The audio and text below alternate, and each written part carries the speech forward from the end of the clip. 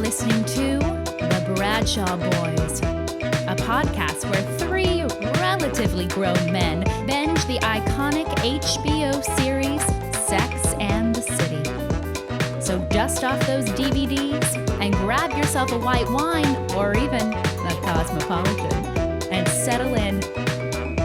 Take it away, boys. Welcome to the Bradshaw Boys, a podcast where three guys watch Sex and the City for the first time ever. Mostly. We have a very special guest today. Guests. The creators and managers of every outfit on Sex and the City on Instagram. And now the writers of We Should All Be Mirandas, ladies and gentlemen, Chelsea Fairless and Lauren Garroni. Hello. Hi, guys. Did I say Garroni right? Yeah, you did. Perfect. He usually butchers them even with people he knows. No, This it's is- great. I usually get Garroni, so Garroni is correct. You know the feeling you get when you had to read something in school and like they would pass the paragraph around Popcorn. the room? Yeah. Popcorn, yeah. Yeah. That's what I was doing right then. I was like, just don't mess up the Mirandas. Yeah. Pure fear. So wait, how are you guys feeling? Your book just came out yesterday? It came out day before yesterday. So yeah, I mean, You're in the whirlwind. we're in the whirlwind, and we're thrilled to be here. Thank you for having us. Yes, thank you for having us. So many DMs about this podcast. Yeah, I mean, the best people, like, it's one of the best parts of having this account is meeting all of these random Sex and the City people. Yeah. You know, like you guys, like Dan Clay. Yeah. Some of our other collaborators. So yeah, that's always a fun part Bound of it for together us. by the internet and the unceasing reruns of Sex and the City on E. Yeah, totally. You know, with the credits that scroll like 20 miles an hour. Oh like, yeah, the it second- like goes up in the upper right hand corner and then it Yeah, just and, flies. and most of the Samantha storyline is cut out. Yeah, totally. Yeah, I think that was the weirdest part for us. We just came up with it one night. We're like, this will be a fun reason to do a podcast. And if no one listens, we'll get to hang out with each other. Yeah. And then you're just injected into this whole community of very strong, opinionated people that Oh, have yeah. seen everything and are like, we're like, oh my gosh. We're Yeah. like, and meeting you guys has been awesome. Yeah. So, I mean, same. I think, yeah, Dan dressed up as Carrie Dragshaw for Halloween as a lark. We started this over flaming margaritas. The Instagram account. Yeah, just little to no forethought. And then you're having to kind of recontextualize when people come up to you and they're like, what are your true feelings about Magda? Yeah, And yeah, you're like, yeah. I don't know. I've never thought about this. I did not write this show. Well, we're obviously fans of the Sex and the City, but we're not more so fans than the average fan of the show. So now we're encountering like super fans. Yeah, that, yeah. like there will be like an inaccuracy in one of our captions or something, and there will be instantly like a swarm of commentators, like, you know, putting us in our place basically. Yeah. So And we also got computers at the age of 9 or 10, so spelling is not our strong suit. Oh, so sure. there is a lot of typos. And as I discovered last night, and as people were telling me their names and I was signing books, I think I might be dyslexic. yeah, you next time we have to have their names written on the Post-it, or else it's just it's too stressful. It's mayhem. She spelled Alice wrong. I fucked up Sarah everyone's wrong. names. it makes you feel like sympathetic to Starbucks employees when Oh, you're just yeah. like, Oh, man. 1,000%. 1,000%. Oh, one person's name. So because there's two of us, we were like, oh, this will cut down on the time. One, we thought like 3 people would want their book signed. I'm amazed how many people actually wanted us. You packed out the Strand last night in New York. Yeah. It's amazing. On a pouring evening. I think that's more amazing that people actually came out in the rain. Yeah. Have you guys gotten to the episode where Carrie's in the rain yet? What is that? In season 5? They haven't gotten to No, season we were five on The yet. Mudge. midway through Okay, I'm not season gonna 4, spoil yeah. it. I'm you not can gonna spoil spoil it. anything. Spoilers are off the table here. Season 5 is sort of the forgotten season. There's only 8 episodes.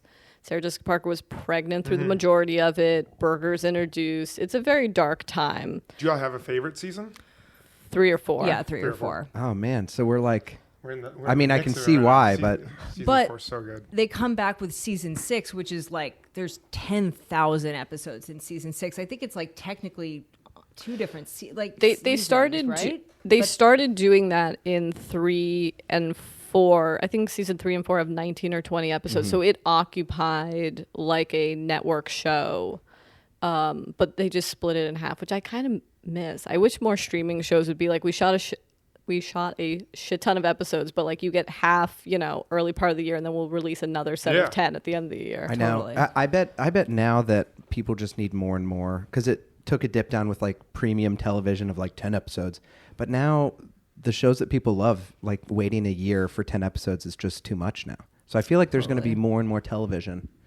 I don't know. Reboot. They're doing the reboot of Sex and the City. It's already so hard to keep up. I know. With television. How can it be more? All right. So this is what I need to ask first. What was your relationship to Sex and the City before you started the Instagram? Before the flaming margaritas.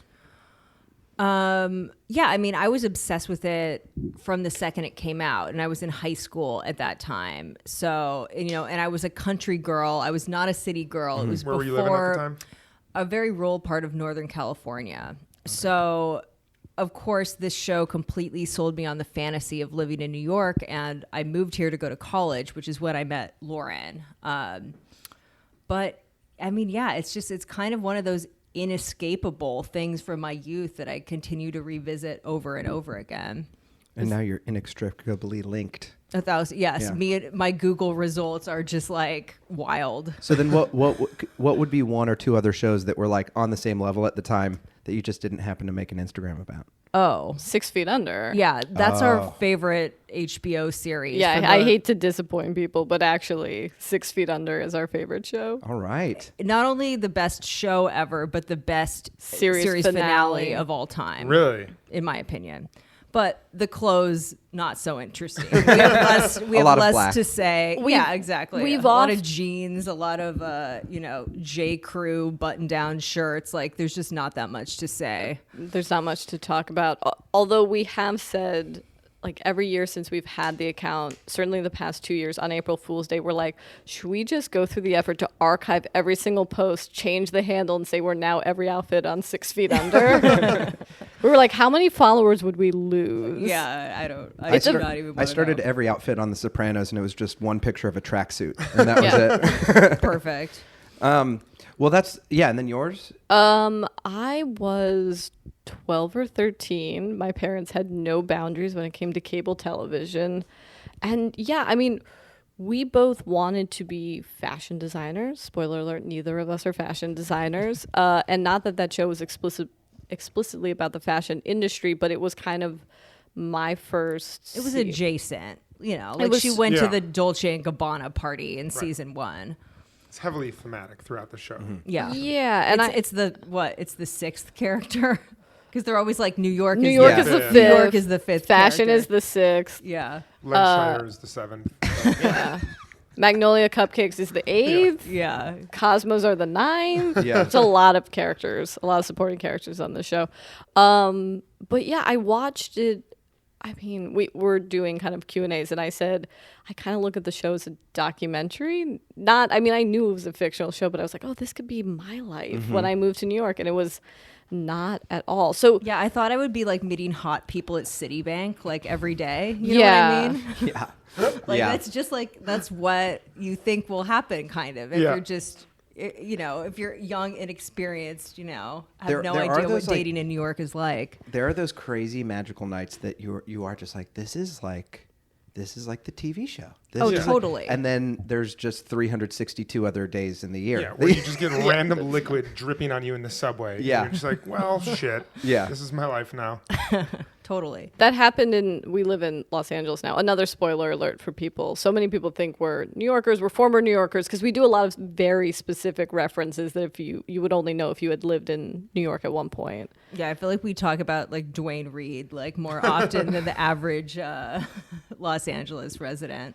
But yeah, it was something that was in the background of our lives constantly. And the other weird thing is we've known each other at this point 12 years, so it was like 8 or something by the time we had started the account, 8 or 9 years. We never had one conversation about Sex and the City.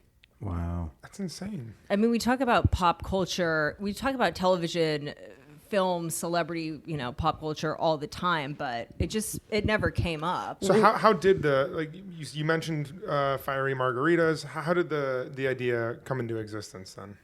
And what was like, if it was growing, was there like a moment where you're like, whoa, like I woke up and there's 50,000 more followers, or was there like was it a steady build, or was there some explosion moment? Totally. Well, I mean, the idea was born out of the fact that when I first graduated from college, I was a photo researcher and I was doing a lot of work for fashion clients.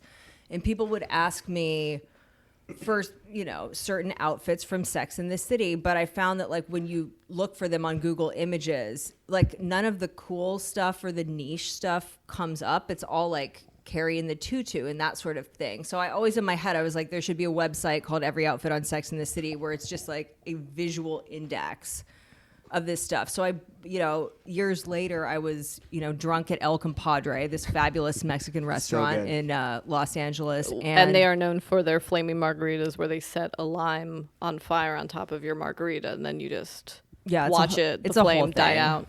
It's a whole thing. But yeah, so it's like I told Lauren this idea and she was like, that should be an Instagram account, not It's a not website. an interesting story.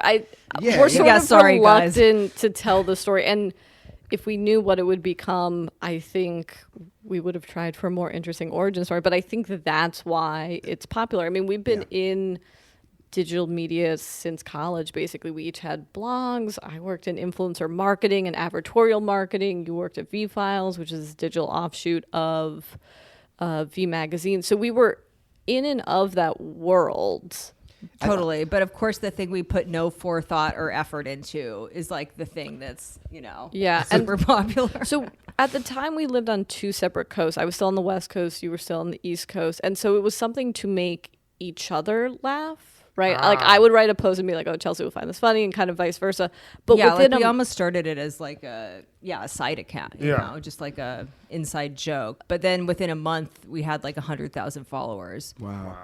So it just kind of took off. We were like, ha ha ha, this will be very niche. It'll be something we'll update when we feel like it. And then, within a month, there was a sizable following. But the captions and that style, because it was when we initially started it was like, oh, we will literally just put every outfit on Sex and the City. But what ended up happening was the way that we've always talked about pop culture and fashion for the last 10 years ended up in the captions, and that's what kind of grew and grew.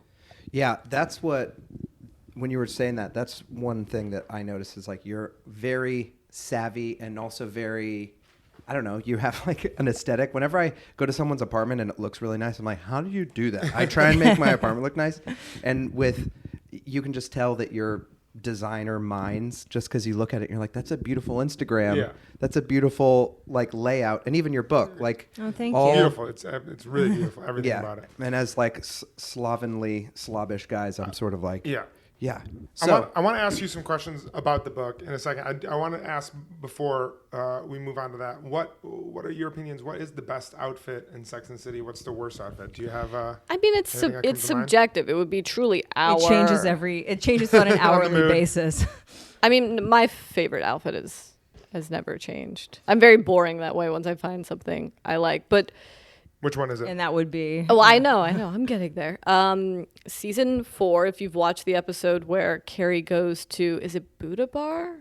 With, not Buddha Bar, with the jazz guy. And she runs into Mr. Big. And she's wearing the Chloe... Oh, yes. And his, like... cokehead Shy model girlfriend or something, right? Sky or Shy. That is that episode. But it is. So the other thing, just to go back briefly, of why I think the account has been popular is when we started watching the show in the late 90s, early 2000s, when we really wanted to be designers and we were really enmeshed in fashion culture and its history. So we know so much about that specific time era. Basically the era that the show aired, the late 90s to the early 2000s. So a lot of the stuff we can kind of clock by looking at it. And it's funny because before we started the account, we had no place to put all that miscellaneous information. But it's a Chloe spring summer 2001 coat that has horses all over it. But it's a jacket that Patricia Field put a petticoat under, this vintage belt, and then this very plain nude bra that's visible, that just it's perfect Carrie, perfect Patricia Field genius. And layering. I love layering. Yes. Truly a masterful layering on this series. Although I will say that has led us astray so many times. Before we discovered we were Mirandas, we tried to emulate Carrie's style, and I think that's one of the biggest lies is it gives you this idea of like, oh, I'll just throw a bunch of random shit together, like a new piece, vintage, this or that, and you look basically like Helena Bonham Carter in a paparazzi photo. But not good. Not wearing like Vivienne Westwood No. and as she does, like just wearing random shit from H&M and some stuff from Beacon's Closet and, you know, whatever. But I mean, my favorite look is actually a minimalist look, which is the look that Carrie wears after she falls into the pond with Mr. Big, and she wears one of his shirts as a dress, and she belts it with his Hermes belt and walks home like that. It's so resourceful. Yeah. Again, you can hear our internalized Miranda phobias. We're picking Carrie outfits. No, totally. No, but Miranda had some true highlights. I want to touch on that. So my question about you just mentioned that before you were Miranda's, you were trying to be Carrie's. Was the Miranda fascination right from the get-go, the first time you watched it through? Was it the second or third time that you watched it through? Was it looking back that you realized you were Miranda's? Why Miranda? It was. I mean, it's something, I think we were always Miranda's, but for us, it's something that we really aged into. Like, now that, or rather, I guess I aged out of being a Carrie, wanting to be a Carrie, because now that I'm in my mid-30s, I'm like, I'm not an it girl. I can live with that. And when I actually think about it now, it's like, to me, Miranda is the most aspirational character in a lot of ways. I remember being in my early 20s with my boyfriend at the time, and he said to me, "Oh, you're like a Miranda." And I had this hot flash of anger and truly almost broke up with him in the middle of First Avenue. Like, how dare you? And now how dare you say I'm the smart one? Like, Yeah. you know, that's how fucked up our culture is, truly. But once the account got popular, we were like, oh shit, I guess we have to continue this. We very much wanted to, but once there was actually a following, it was like, oh, I guess there are people expecting us to write. And we ended up rewatching the show, and in rewatching that, we were like, oh, Carrie has got, we developed the hashtag fucking Carrie, because we were like, oh God, she's kind of awful. If I make this point that she's not always awful, but she has awful moments. I mean, I'm not a huge fan of Carrie. No, Yeah. but I make the point that if Sarah Jessica Parker did not play her, she would come off as Lena Dunham's Hannah character in Girls. Like, it is Sarah Jessica Parker's effervescence that really elevates that character. Because when you take her actions outside of watching it through the actor playing it, it does not age well. Yeah, I think your book and the Miranda, I don't know. It's like you guys are actually part of changing the way people watch an entire TV show, which is kind of crazy. Like the title of You're the book. welcome, HBO. I mean, we hope so. I mean, we also think that our perspective on the show is the perspective of a very underserved Sex and the City fan base. And I'm sure that you guys are also speaking to an underserved kind of contingent of Sex and the City fans. So, yeah. I think when we were at the your book release the other night, I got home and then I looked on my Instagram, and there was a girl I dated. We talked about it on the podcast, but there was a girl I dated that went to Yale Law School, and she was like super fashionable. She basically was like, "You're like a comedian actor. I'm not going to have time. Once I'm done with law school, we're not going to be dating." And I was like, all right. And it was like a really great 3 months. And I hadn't talked to her for like 3 years. And she messaged me and she was like, "I just saw you on every outfit in Sex and the City's Instagram. I always told you I was a Miranda." And I was like, oh my God. "Oh my gosh." So, I mean, we're more than happy to send her a book. yeah. Yeah. I mean, yes, Ivy League education is quintessentially Miranda. Although, isn't Trey went to Yale, right? Isn't Or Princeton. Trey? No, because remember Samantha was in... Wasn't Samantha fucked Charlotte's brother? It was a brown shirt? Charlotte went to Brown. Oh, that's why We're she's getting wearing all that. of our colleges Anyway, mixed up. however, we are two self-proclaimed Mirandas that very much did not go to an Ivy League school. So it is not indicative or for certain if you don't have an Ivy League education. She specifically said, like, "I want to make a partner by the time I'm 35." And then once I was watching Sex and the City, I'm like, "Oh, she definitely is a Miranda." All right, I wanted to ask you guys about. I'm sure there's plenty of Miranda mantras that you could have put in the book, but I wrote a few down that I love, and then we can just talk about them. One was, "I I want to enjoy my success, not apologize for it. Yes. That's a Miranda mantra. Do you remember what episode that's from? Oh, Lauren's better with There's someone this. listening that's like, season 2, episode 6, 1,000%. minute 42. And that person that's- is my wife. Yeah. yeah, that's kind of the breakdown of labor. Is Chelsea will be like, "Where's the screen cap from?" And I'm like, I have that kind of Rain Man specificity. It is either I think it's when she's with Steve. It must be. I think it's season 2 era of Steve when she's trying to make partner and they're having issues. Guys, Right, we're yeah. not perfect. No, it's not even where it's from. It's just, I guess, why some of those things stood out to you. One was soulmates only exist in the Hallmark aisle. And our question is, we love Steve. We're not through the series, so we don't know exactly what happens. Right now, he just You didn't go on the Wikipedia page? No, we're trying not to. We know what happened. We're trying- Wait, We wait saw- till you guys see the first film, or have you seen the film? No. No. Oh, okay. Oh, okay. at the live show that Oh, he sorry. doesn't know. But Oh, no. oh, no, We don't. spoiler We don't alert. do spoiler stuff Yeah. because we're like. But my question is, soulmates only exist in the Hallmark aisle. Do you think Steve is Miranda's soulmate? And the basketball court. I mean, Do you think? I think she's a lesbian. I refuse to think that she's straight. So I just don't. I don't subscribe to that read of the series. And and oddly enough, I really think that she should have been with that lovely woman that she was set up with, that Tig Notaro-esque Oh, woman from the early third on. Is this the episode. softball game one? Yeah. Yeah, and her colleagues like, hey, I found this This is perfect person Sam. for you, and she's like, I'm not a lesbian. I'm like, this guy actually did such a good job. Like, this is the woman that we would have cast for Miranda today. Yeah. If we could have, if we had control over the storylines.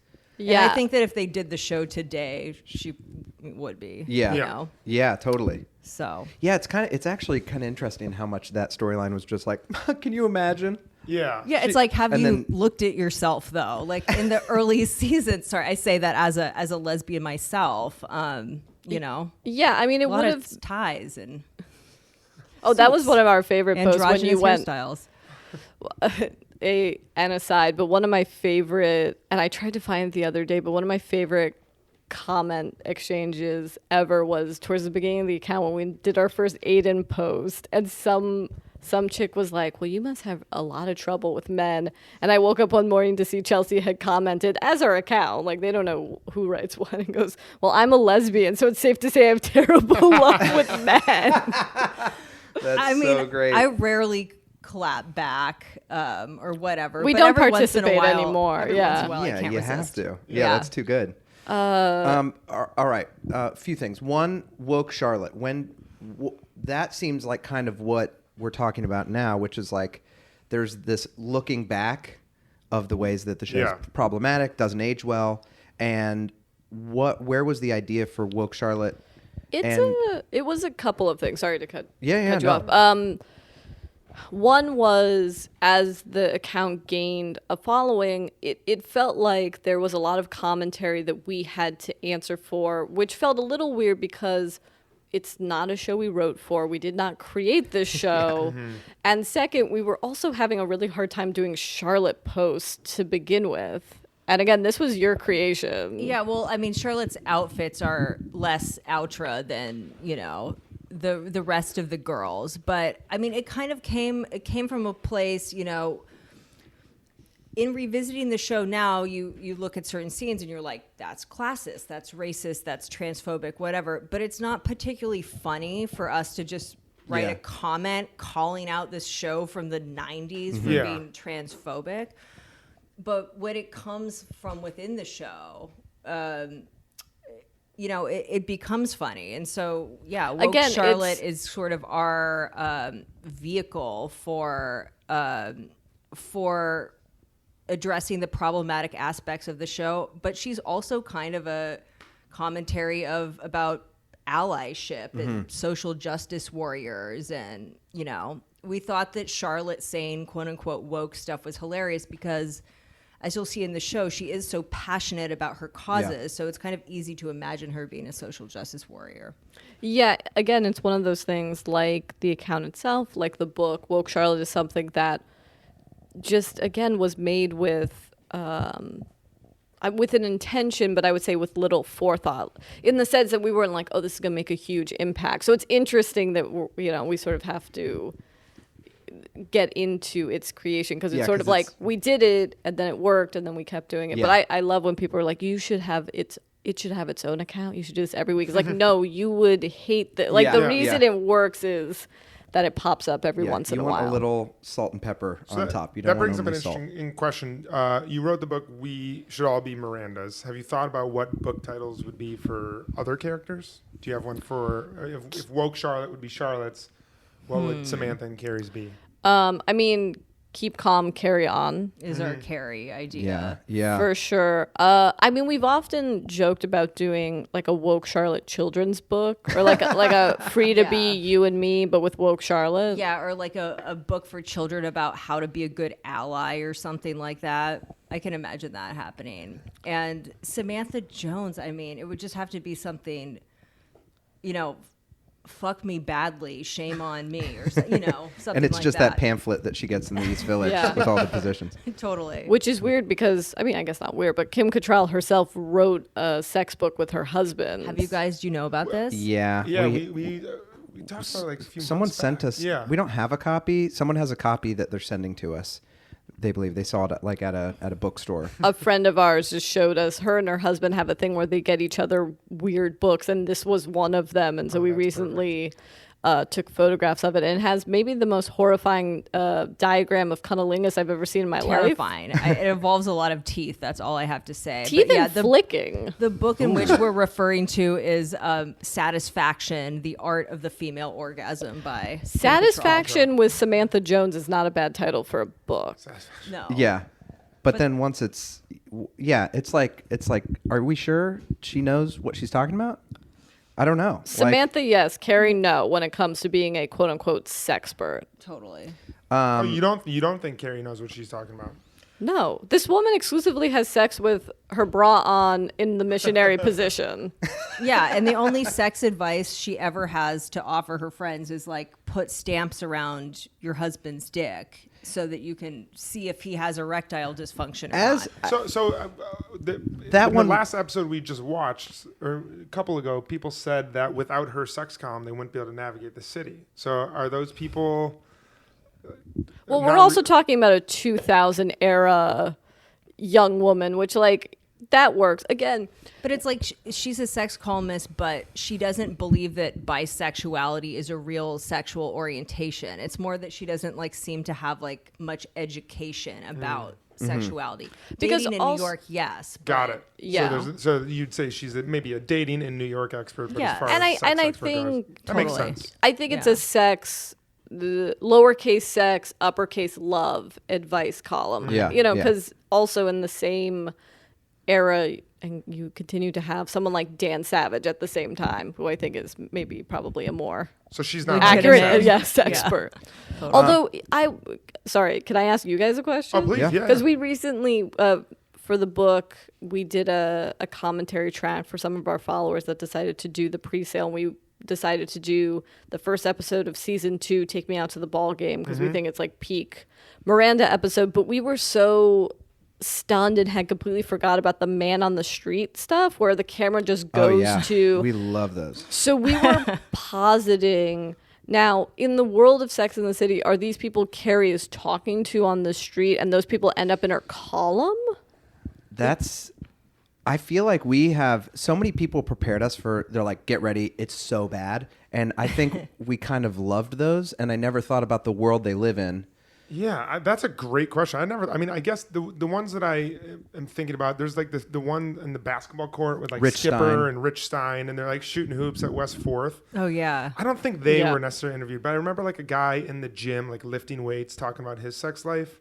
I think she probably did interview like those guys. Well, yeah, I want. Maybe Skipper brought her down, let her interview the team Yeah. during is- halftime or something like that. Who is a real person. There is a Skipper in Candace Bushnell's book that the show is based on, which is why he exists in the first season into the second season, and then wisely the writers, I'm sure, were like, what are we doing here? We're big.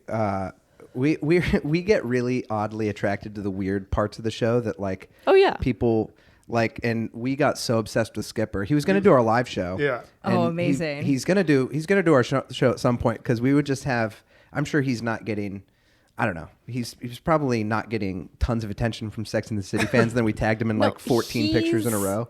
We learned he has an Instagram. He was He's one of the cavemen. Isn't he the Geico, Oscar- yeah. Oh, he was Geico one of the caveman. Geico. Geico He's caveman. like a commercial king because he was in Yeah. the Oscar Mayer commercials a couple Yeah. years ago, which I'm sure are way more lucrative. And he was in a Gas X commercial. That's great. Oh, it's yeah. just him being like, but yeah, he was in one of the cavemen with Nick Kroll. Yeah, I that's know cool. Nick Kroll was the Yeah. other. Oh, the TV show Caveman. Yeah, or maybe he was. Well, I don't That know. was the Geico commercial? Or This is who- Ben Weber we're talking Yeah, about, Ben the Weber. actor Yeah. that plays. Good plays on you that Skipper. you actually know his name. Sorry. You know. Sorry to Ben Weber. I do not know this man. If I saw him on the street, I would not know him. Yeah, so that actually brings us to one of the issues. You know, we didn't want to do gotcha questions, but it does say in the book, it says something about how do you dump that Skipper? This is just a major issue we have with You guys. Wow. with skipper phobia being so pervasive in our our book. That's before the internet blew up. You know, Skipper is probably An the incel? only- Correct. I feel like he created an app and he's like a billionaire See, I think now.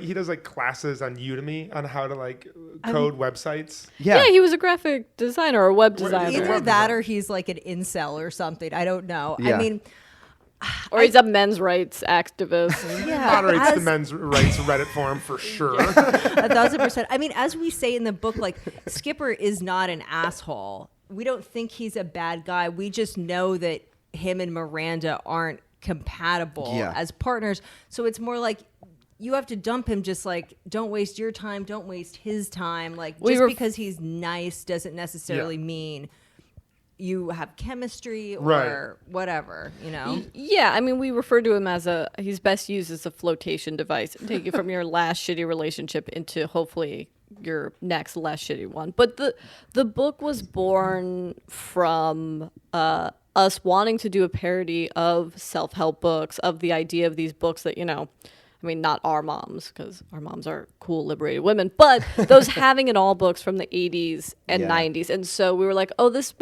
would be funny. And when we started to write the book, we thought it was going to be purely referential to the show and kind of what we do on the Instagram. But as we started to write it, we realized like, oh yeah, this show's been off the air for 15 years. So a lot of it is kind of us as two Mirandas filling in the blank. So Skipper is a I mean, we can stand-in. only talk about eating cake out of the garbage so many times in this book, and we do talk about it. I think there's 7 instances of Well, us no, talking there about it there was a still? lot, and then our editor was like, too many references. But a lot of the things, we have I feel like I've used this phrase way too many times in this interview, but recontextualized the boyfriends in the section, which asshole are you dating, to kind of reflect archetypes of men that a lot of millennials date. So Skipper is simply a stand-in for that nice guy that you feel, you start to kind of gaslight yourself of like, but he's so nice, but if you don't have chemistry, it's okay. I think also the reason why it's really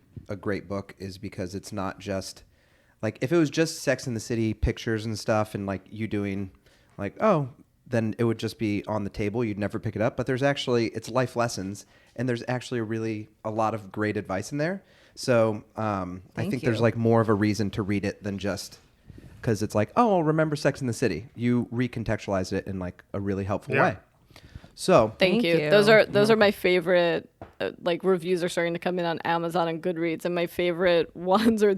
It's like, look, I usually hate books written by influencers, which is like horrifying for us to think of ourselves that way. But this one's like actually good. yeah, People are stunned. Yeah, it's really fun, and it's really helpful. So let's do a quick speed. We at the end of every episode, we always do Cosmo ratings for the episodes. Yeah. And so there's been a few that have gotten 5s, but usually it's from 1 to 5 Cosmos. Okay. And for this, we just wanted you guys to give a Cosmo rating of some of the guys from Sex and the City. Yeah. Great. Okay. And There can be no rhyme or reason. Just shoot from the hip, whatever you think they deserve. Okay. 0. We'll start No, off. sorry. We'll start off. Sorry. We'll pitch a softball here. 'Kay. Skipper. Oh no, I give him. Wait, out of 5? Out of 5 cosmos. You can use half and quarter cosmos. Yeah, Two- 2.5. 2.5. 2.5 Sure, cosmos. 2.5 cosmos. All right. Shmuel, he was the Hasidic Jewish man that Charlotte slept with. Oh, 5? 5. 5. Agree. High five. Yes, thank you. Thank you very 1000%. much. Wait, is that the one? Is that the one that painted her vagina? No, that's the guy in the barn in upstate New York. Oh, this okay. This is actually one of the more transgressive sex scenes that we saw Yeah. in Sex and the City. And he's an incredible actor. He's in Barry now. Oh. He's in Barry. He's Who is he in Barry? He was in Joker, right? he was in Joker. Who's Who is he in Joker? We in the just saw first Joker. season of Barry, he plays the main gangster. There's the bald. But they're like in his house. The guy with alopecia. Yeah. It's like he's his sidekick. That's Shmuel. And he's also. Did you watch True Detective? Which Which season? one? He's The first season Yes, one, and? season one. Yes, of he's course. the Yes, he's but. the Yellow King in. Oh, shit. Yeah, so he's a Crushes it. fucking Wow. amazing actor. Thank you for Wow. giving us our next crucial cameo post. Yeah. Totally. I can't wait to dive into this IMDb profile later. Oh yeah, he's a beast. Up next, we have Bernie Turtletop. Ooh. Oh. From the Turtle in the Hair episode. That Samantha pre makes or over. post makeover. Yeah. Post. Both. post. Post. Let's give him 3. I think he deserves at least 3. I He's was cool. Yeah, and when I see him, he gives me like Christopher Lloyd and Adam's Family Value vibes, and I think like as a Totally. child. It's that turtleneck Yeah. Turtle, styling. Yeah. right. Yeah. He loves mushrooms. So, Yeah. so I'll Yeah, say also 4. post makeover in Adam's Family. Yes, Values. that's what I'm Yeah. saying. With Perfect. the white turtleneck. Yeah. Okay, next up is Capote Duncan. Capote Duncan Pilot episode. pilot episode. I need to have sex tonight. Okay, do you know who that guy is? If you've watched Big Little Lies, he's Renata's husband. Yeah. I Yeah, haven't seen Big Little Lies. I'm sorry. I'm gonna watch it. We have. If you guys think you got a lot of Instagram messages, guess what? This guy gets a lot from us. We're like, we'll do call-in, we'll do anything. But yeah, he's another really pretty big. I forget his name. Nordlinger. It's something. Corey would know. Nordlinger. Whatever. But yeah, he's had a great career after this. Totally. Yeah. Well, there's one, I mean, not to give you guys more ammunition before we do this post, but there is a movie that I saw, again, parents had no restrictions for cable. There was a movie that played on cable in the early 2000s called Heartbreakers Club, a gay romantic comedy, and it is written and directed by Greg Berlanti, who is now a mega producer on the CW. Yeah. And it has like 6 Sex and the City either actors or people that make cameos. So What Justin is it called? Broken Hearts Club. Is that- Broken that's Hearts what it's Club. called? Yeah. Oh, wow. Justin Theroux's in it. Timothy Oliphant's in it. Skipper's in it. You still don't know his name, even though we. Ben Weber.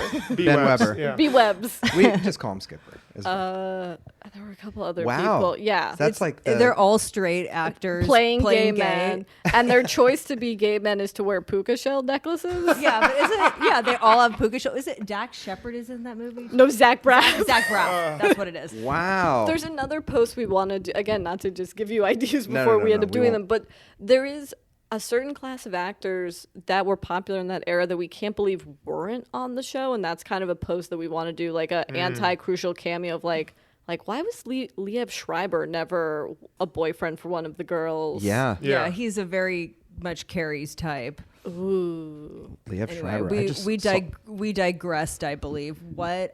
Well, we were Capote talking about. Duncan. Oh, We're giving him Cosmo. Oh, rating. 0. 0 Zero. because I don't even remember. No, Alright. but Charlotte doesn't go home with him, and he's like, I gotta get fucked, and then he goes home with Samantha, which is a lovely reversal that they never did again in the series, but it's actually pretty. Yeah. Also, I feel like if you go into an evening just saying, I need to have sex tonight. It's like, that's not a great energy to have. No. Chill out, bro. Not in this Yikes. era. Yeah. Len Schneider. Oh, guys, you really have to explain what episodes they're from. Len Schneider. Len Schneider lives in the same building as Samantha. You're fucking our rep up so much. He's got know. like the The stockbroker dude. He has the one earring. No, It's the like got a one where feather she in it. thinks she's going through menopause. Yes. Yes. The long ponytail. Oh, yeah. The long white ponytail. He just reminds me of a college professor that would get way too close. So like 0 Cosmos. Zero Zero Cosmos for for Len. Len. What would you put him at? 5. All these guys are 5s in our book. Yeah, these are straight 5s across But it's the board. also because they're just like, you're like jaw on the floor, like this is the craziest person I've ever seen. See, that's the difference between men and women. As women, we're like, that guy's definitely tried to rub our shoulders at one point in our lives. That's That's the what thing. We're Dan like, Clay totally. said. Yeah. Dan Clay is like, I can tell you guys are straight men because you're listening like all these guys. they None just of the- creep out people. What's wrong with them? Yeah. Why Yeah. are they like these guys are great? yeah. Well, listen, everybody, it's at your local bookstore. We Should All Be Mirandas, Life Lessons from Sex and the City's most underrated character. Congratulations on the book. Yeah, this is It's- incredible. Thank you. It's Thank you. holiday season's coming up. That's right. It would fit perfectly in a stocking Yeah, or yeah. wrapped in a present. And yeah, thank you for doing it. Keep Thank on you for having keep on us. posting. Oh, Is there Oh any- God, we will. got to keep doing this now. I know. Oh, I know that's what I don't know what we're gonna do once we watch all the episodes. the We're gonna have to- movies. we- Do you know of the podcast? And we haven't listened to it. I just know of it, where it's these guys, I believe in Australia, that watch the Sex in the City too. Yeah. for a year straight. Oh, the worst idea ever, I think it's called. Yeah, That is the worst idea ever. We need to get into that one too. Yeah. But I'm afraid. it's too pretty bad. The movie. Oh. Yeah. Bad doesn't even. It almost created its own genre of bad. You know what I mean? It's Like, it's not funny. It's racist. It's They took out nothing the fifth character. happens. they did Like, take out the fifth character. took out I the mean, fifth it's character. obviously those films are a nod to 1950s kind of Doris Day films, where it's like we're all going to Italy or we're Yeah, all yeah. going to a location. But in rewatching the films now, because I am a writer and a screenwriter, it does one of the most insane things, which is both films, the plot does not begin till the 50-minute mark. Wow. Like, both times, you do not get to the destination till 60 minutes into the film, which is why it's 2.5 hours. We do a commentary track for the first film, and people, it's very sweet. People were like, we'd love to do a Q&A with you guys afterwards. It's like, it is 2.5 Yeah. hours. Yeah, It is Yeah. impossible. Yeah. Can't it's happen. like Lawrence of Arabia Yeah, level. Totally. Oh, don't worry. Isn't there a Lawrence of My Labia joke in the second film? Yeah, that was Samantha's big snappy one-liner. Just wait for it. I am so excited for that. Well, thanks for coming on. Thank you so much. Thank Really you for appreciate having it. us. So lovely. And congratulations on everything. Every you. outfit on SATC on Instagram. If anyone's listening to this, you already follow their account. All right. Thank you so much. Thank Bye. you. Bye. Bye. Guys. The Bradshaw Boys stars Cory Cavin, Jon Sieber, and Kevin James Doyle. The show is produced by Jeremy L. Balon. For more information on the guys, check out their website at bradshawboys.com, on social media at The Bradshaw Boys, and if you see them in the street, tip your glass. Thanks for listening.